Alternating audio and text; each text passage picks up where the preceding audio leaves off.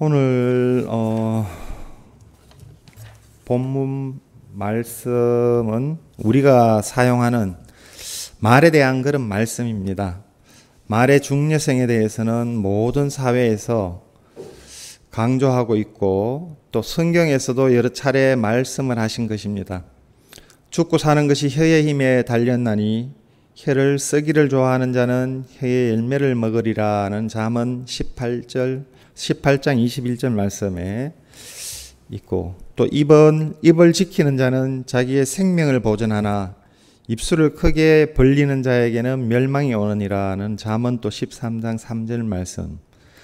입과 혀를 지키는 자는 자기의 영혼을 환난에서 보존하느니라라는 잠언 또 21장 23절 말씀. 예수님도 이 땅에 계실 때에는 입에서 나오는 것들은 마음에서 나오나니 이것이야말로 사람을 더럽게 하느니라라는 마태복음 15장 18절 말씀에 이렇게 말씀을 하셨습니다. 우리들이 사용하는 이 말이 마음에 무엇이 있는지를 보여준다는 그런 말씀일 것입니다. 우리가 보았던 야고보서 말씀에서도 말이 그 사람의 경건함을 측량할 수 있는 척도가 된다고 말을 합니다. 누구든지 스스로 경건하다 생각하며 자기 혀를 제갈 물리지 아니하고 자기 마음을 속이면은 이 사람의 경건은 헛것이라는 야고보서 1장 26절 말씀도 있습니다. 아무리 스스로 경건하다고 말을 하고 하나님을 섬긴다고 해도 그 사람의 언어 생활이 경건하지 못하고 또 자신의 언어를 통제하지 못한다면 그것은 그의 경건은 헛것이라는 그런 말씀일 것입니다. 야고보서 3장 6절에서 8절 말씀에 보면 자연 상태의 말, 또 죄악된 말에 대해 혀는 곧 불이요 불의의 세계라. 혀는 우리 지체 중에서 온몸을 더럽히고 삶의 수레바퀴를 불사르나니 그 사르는 것이 지옥 불에서 나느니라. 혀는 능히 길들일 사람이 없나니 쉬지 아니하는 악이요 죽이는 독이 가득한 것이라 라고 이렇게 말씀을 합니다. 또 혀가 우리의 몸을 더럽힐 뿐만이 아니라 삶의 수레바퀴 즉 사회와 역사까지 불사를 정도로 강력한 힘이 있다고 말을 합니다. 또한 인간의 힘으로 이 혀를 완벽하게 통제하는 것은 불가능하다고 말을 합니다. 무릇 더러운 말은 너희 입 밖에도 내지 말고 오직 덕을 세우는 데 조용한 대로 선한 말을 하여 듣는 자에게 은혜를 끼치게 하라라는 에베소서 4장 29절 말씀 또 있습니다. 또한 예수님은 이에 대해 더욱 강력한 말씀을 주셨습니다. 내가 너희에게 이르노니 사람이 무슨 무익한 말을 하든지 심판날에 이에 대하여 신문을 받으리니라는 마태복음 12장 36절 말씀. 사람이 무슨 말을 했든지 그 말에 대한 심판날에 심판하실 것이라고 이렇게 말씀을 주신 말씀이라고 볼 수 있을 것입니다. 말이라는 것은 하나님께서 인간에게 주신 많은 특권일 것입니다. 하나님은 또 우리에게 말을 사용할 능력을 주셨고 그것을 통해서 감정 또는 생각을 겉으로 표현할 수 있게 하셨습니다. 저희들 속에 있는 생각이나 감정을 표현하는 것뿐만이 아니라 그것은 다른 사람과 소통을 가능하게 합니다. 또 이를 통해 우리는 관계를 맺어가는 것일 겁니다. 우리에게 말이 없다면 우리들의 관계를 맺어가기는 불가능할 것입니다. 인간들 사이에서 뿐만이 아니라 우리와 하나님의 관계에서도 말이라는 것은 굉장히 중요합니다. 우리는 복음을 듣고 믿음으로 구원을 받았습니다.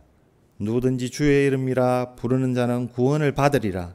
그런즉 그들이 믿지 아니하는 일을 어찌 부르리요 듣지도 못한 일을 어찌 믿으리요 전파하는 자가 없이 어찌 들으리요 하는 로마서 10장 13절에서 15절 말씀같이 믿고 구원받는 것도 말로서 전해줬고 그것을 듣고 믿는 것입니다.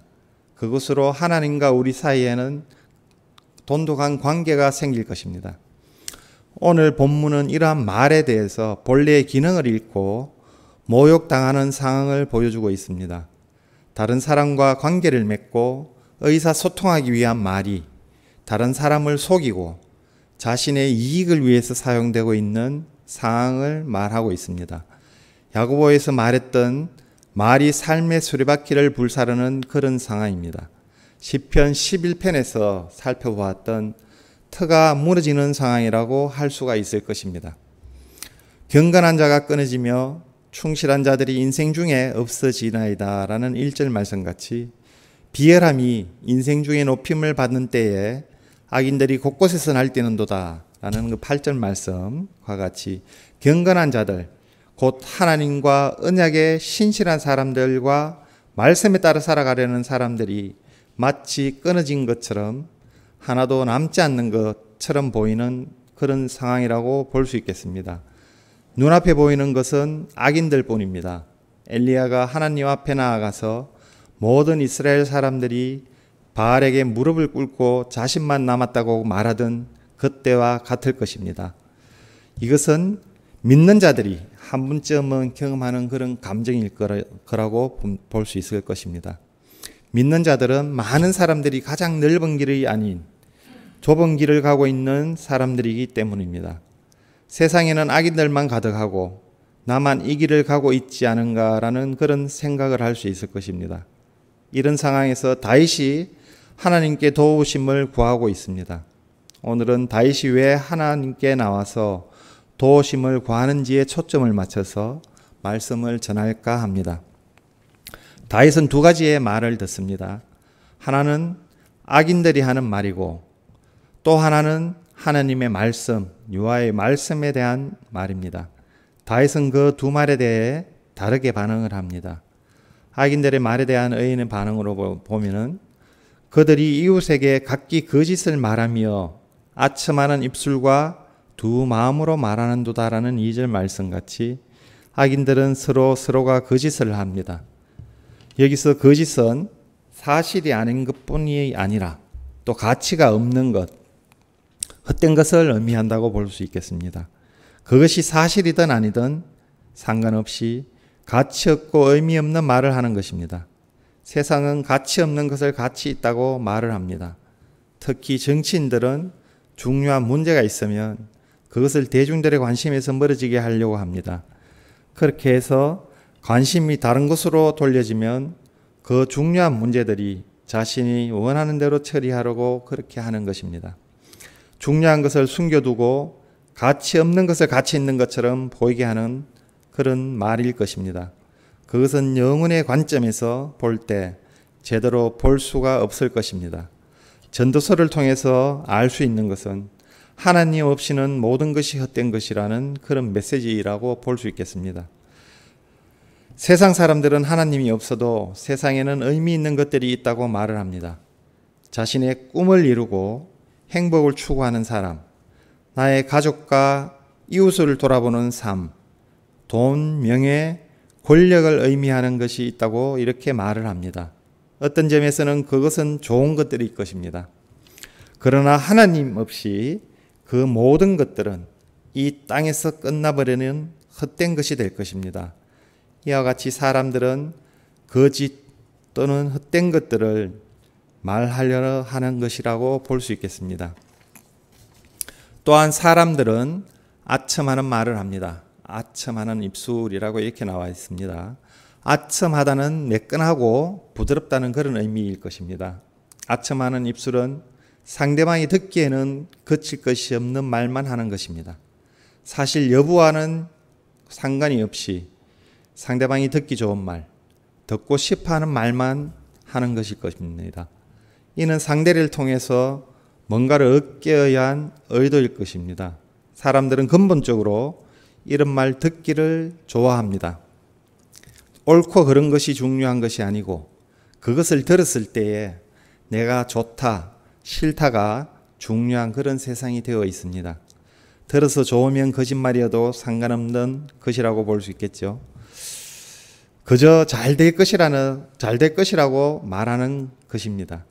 오늘날 사람들도 그렇습니다. 무엇이든 잘 될 것이다. 너는 또 소중하다.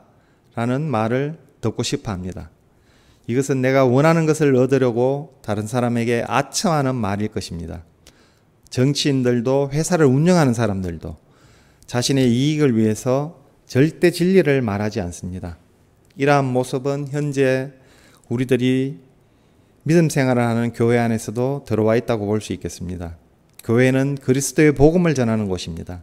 그러나 사람들이 그리낄 만한 것, 듣고 싶지 않은 것을 빼고 또 그렇게 복음을 전하고 있습니다. 죄의 문제, 또 심판의 문제, 회개, 치러야 할 대가를 빼내고 예수님께서 너를 사랑하셔서 다 해주셨으니 믿기만 하라고 이렇게들 또 전하기도 합니다. 아첨하는 말을 사람을 속이는 것입니다.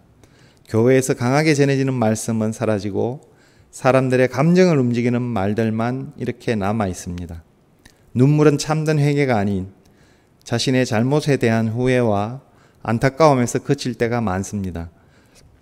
이것은 모두 아첨하는 말을 우리들이 따라하고 있기 때문일 것입니다.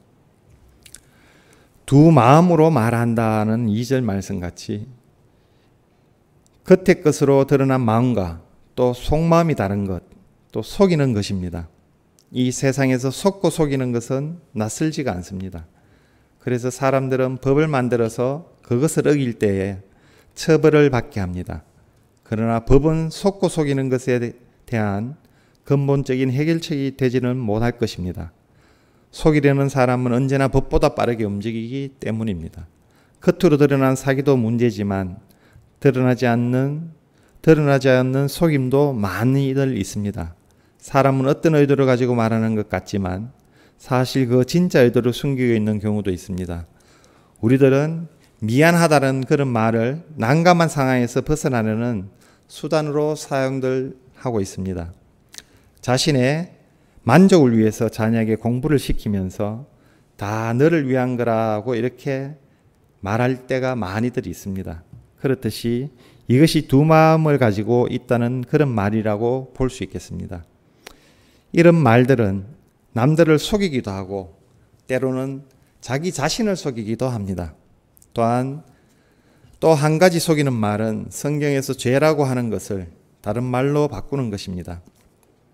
죄가 아닌 어떤 문제, 병 또는 취향이라고 말하는 것들입니다. 예를 들어 동성애에 대한 성경은 분명히 죄라고 말씀하고 있습니다. 우리 사회에서도 예전에는 이것을 비정상적인 거로 이렇게 인식을 하고 있었습니다. 병으로 본 것이었죠. 오늘날에는 한술 더 떠서 개인의 취향으로 이렇게 문제로 봅니다. 그것은 취향의 차이이고 나의 취향에 존중을 받는 것처럼 다른 사람의 취향도 존중해야 하는 관용의 문제로 이렇게 받아들이는 것입니다.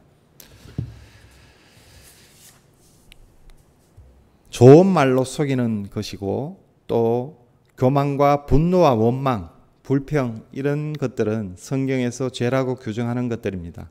그러나 우리는 그러한 죄로 살인, 가늠과 같은 그런 수준의 죄로 생각하고 있지 않습니다. 그저 누구나 어느 정도 가지고 있는 문제로 그렇게 생각들을 합니다. 화를 내지 않으면 병이 된다고 말을 하고 또 다른 사람의 욕도 좀 하고 살아야 한다고 말들을 합니다. 그것을 죄라고 말하지 않고 다른 말로 바꿔서 사람들을 속이고 나 자신을 속이는 것들일 것인데 이와 같은 것들이 세상들이 하고 있고 또 우리들이 하고 있습니다. 또 3절의 4절을 통해 악인들이 자랑하는 것을 볼 수 있습니다. 자랑하는 혀와 같이 자랑한다는 것은 큰 것을 말한다는 그런 의미입니다. 그들이 말하기를 우리의 혀가 이기리라. 우리 입술은 우리 것이니 우리를 주관할 자가 누구요? 라는 그 4절 말씀같이 그들은 자신들의 혀로 이길 것이라고 이렇게 말을 합니다. 헛된 말, 아첨하는 말, 속이는 말로 내가 원하는 것을 얻을 수 있을 것이라고 말을 합니다. 이것은 강력한 무기이고 아무도 그것을 건드릴 수 없다고 이렇게 말을 합니다. 이를 통해서 높은 자리에 오르고 우리가 원하는 것들을 얻을 수 있다고 이렇게 자랑들을 하고 있습니다. 이것이 세상의 말들입니다. 이 말들에 대해서 의들은 어떻게 반응들을 하였을지 한번 살펴보겠습니다. 다윗은 이들의 말을 따르지 않았습니다. 세상이 그러니 나도 적응하며 살아야 하지 않겠느냐고 말하지 않습니다. 다윗은 하나님께로 향하였습니다. 여호와여 도와주소서라는 1절 말씀 같이 시편 전체 말씀을 통해서 도우소서라고 이렇게 말이 나온 것은 69편가 이곳뿐입니다. 크신 하나님을 대상으로 명령을 사용한 것입니다. 다윗의 마음에 다급함을 보여줍니다. 무엇을 달라고 하는지 또 구체적인 내용 없이 그저 도와달라고 할 뿐입니다. 여기서 다윗이 도우심을 원하는 것은 자신의 문제가 아닌 사회의 문제일 것입니다. 그들을 위해서 하나님께 기도하는 것입니다. 3절 말씀같이 여호와께서 모든 아첨하는 입술과 자랑하는 혀를 끊으시리니, 이것은 요청하는 말입니다. 공의로우시고 진리 되시는 하나님이시기에 담대히 요청하는 말씀입니다. 말이 개인의 이익을 위해서는 사용되고 있는 이 사회에서 믿는 자로서 우리들도 그들과 똑같이 그들을 용납하면서 살아갈 수는 없습니다. 이런 것들이 나에게 있다면 버려야 할 것이고 또 다른 이들을 위해서도 기도해야 할 것입니다. 5절에서 8절 말씀같이 하나님의 말씀에 대한 의인의 반응에 대해서 알아보도록 하겠습니다. 5절 말씀, 여호와의 말씀에 가련한 자들의 눌림과 궁핍한 자들의 탄식으로 말미암아 내가 이제 일어나 그가 원하는 안전한 지대에 두리라 하시도다. 하나님께서 구체적으로 이렇게 말씀을 하셨다고 언급한 경우는 처음입니다. 다윗이 직접 계시를 받은 것이거나 다른 선지자를 통해서 들은 계시일 수 있습니다. 아무튼 다윗은 하나님께서 말씀하시는 말씀을 듣고 있습니다. 하나님께서 이제 일어나겠다고 말씀을 하십니다. 이전까지는 하나님께서 마치 앉아 계시거나 누워 계신 것 같은 상황이었는데 이제는 무언가를 하시겠다고 그렇게 말씀을 하십니다. 그것은 가련한 자의 탄식 때문입니다. 악인의 득세 때문이 아니라 가련하고 불쌍한 사람들의 탄식이 하나님의 귀에 들렸기 때문입니다. 하나님은 그들을 위해서 일어나서 그들이 원하는 안전한 곳에 두겠다고 하십니다. 이것은 1절에서 도우소서라고 했던 기도에 대한 응답이라고 할 수 있을 것입니다. 이제 6절에서 여호와의 말씀이 어떤 속성을 가지고 있는가에 대해 말합니다. 여호와의 말씀은 순결함이요 흙 도가니에 7번 단련한 은과 같도다. 흙 도가니에 7번 단련한 것은 가장 철저하게 순수한 은을 만들어내는 그런 과정일 것입니다. 모든 찌꺼기는 불에 타고 순수한 은만 남는 것입니다. 하나님의 말씀이 이와 같이 순결하다고 그렇게 말을 합니다. 인간의 말들은 때로는 진리를 말할 때도 있지만은 많은 부분 거짓을 말할 때도 많이 있습니다. 그러나 하나님의 말씀은 그렇지가 않습니다. 언제나 진리로서 우리를 이끄십니다. 하나님의 말씀은 진리만 있을 뿐입니다. 여호와의 율법은 완전하여 영혼을 소성시키며 여호와의 증거는 확실하여 우둔한 자를 지혜롭게 하며 라는 시편 19장 7절 말씀같이 그들을 진리로 걸어가게 하옵소서. 아버지의 말씀은 진리이니이다. 요한복음 17장 17절 말씀. 하나님의 말씀이 진리인 이유는 하나님이 그런 분이시기 때문입니다. 하나님이 진리이시기에 하나님이 하시는 말씀도 진리일 것입니다. 그의 정은을 받는 자는 하나님이 참되시다는 것을 인쳤느니라. 요한복음 3장 33절 말씀. 영생의 소망을 위함이라. 이 영생은 거짓이 없으신 하나님의 영원 전부터 약속하신 것인데 라는 디도서 1장 2절 말씀.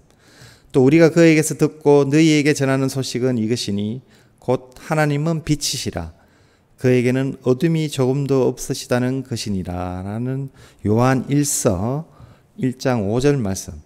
하나님에게 있어서 거짓은 조금도 포함되지가 않습니다.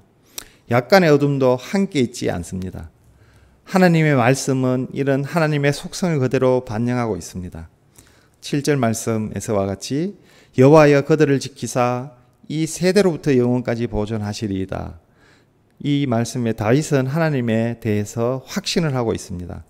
앞에서 말씀하신 그대로 약속을 지키실 것을 확신하고 있다는 말입니다.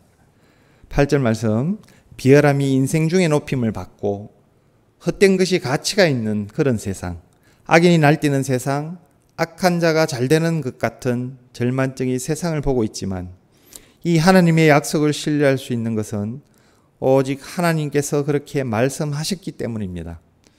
세상에 어떤 전문가가 말한 것이 아니라, 경험 많은 어떤 사람이 말한 것이 아니라 진리 되신 하나님께서 그렇게 말씀을 하셨기 때문입니다.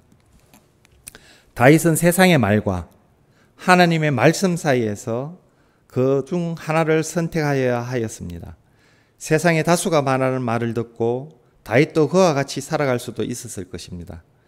그러나 세상의 방법에 따라서 자신이 원하는 것을 얻기 위해, 그러나 반대로 다윗은 하나님의 말씀, 또 의인을 지키리라는 하나님의 말씀을 들을 수도 있습니다.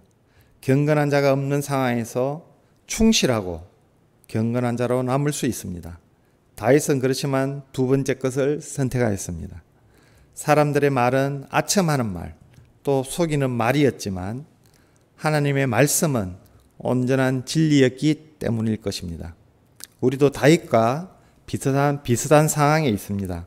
우리도 세상이 하는 말을 듣고 또 하나님의 말씀을 듣습니다.